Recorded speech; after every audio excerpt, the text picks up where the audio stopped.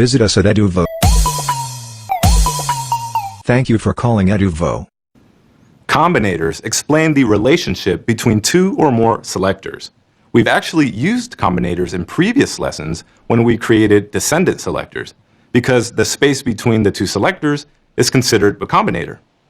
Other combinators we can use are the greater than sign, a plus sign, or a tilde symbol. Let's learn how. In a CSS selector, the greater than sign is referred to as a child combinator, and selectors that use child combinators are called child selectors because they target elements that are direct children of other elements. So let's create our first child selector that will only target the links that are direct children of our div with the class main, which, as you can see here in the browser, is outlined by this solid 1-pixel border. So remember, direct children are only those elements that are directly nested inside a parent. So in our style.css file, we'll first write the main CSS class selector, then use the greater than sign as our combinator, followed by the a element selector. We'll then give it a color property and the value red. So when we save our style sheet and refresh the browser, we see the two direct child links styled with the red color, while the links nested inside the paragraphs remain unchanged, because those links are direct children of the paragraph elements, not the main div.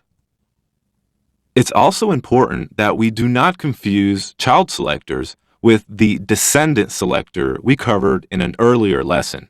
I'll show you what happens if we remove the child combinator in our selector.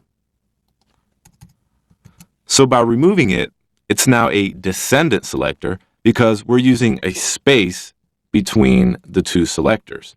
So when we save this and refresh the browser, we can see how all the links on the page have turned red because we've changed our selector to target every A element descendant of our main div instead of the ones that are direct children.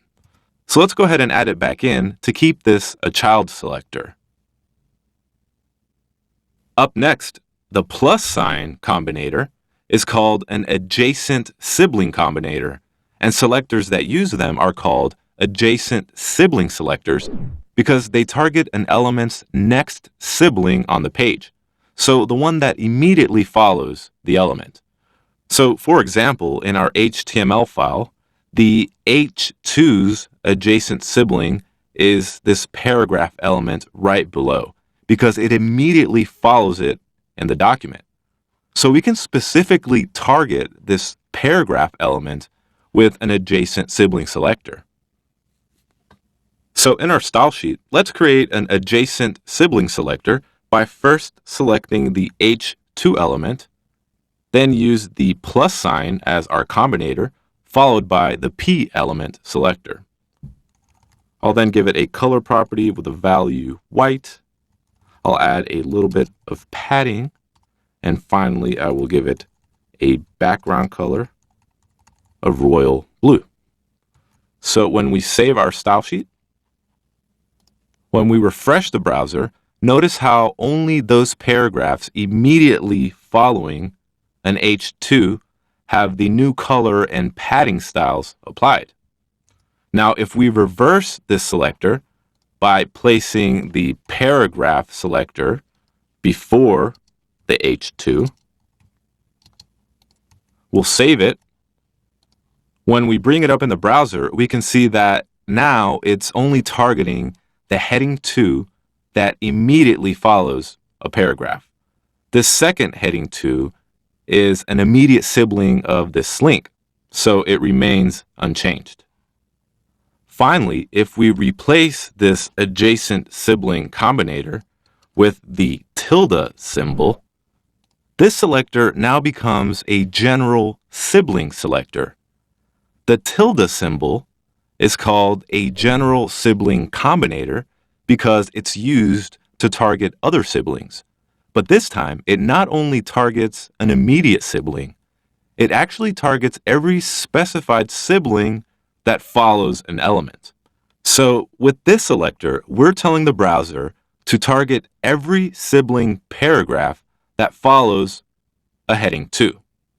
So when we save this and bring it up in the browser, we see the styles applied to every paragraph that comes after the H2 elements.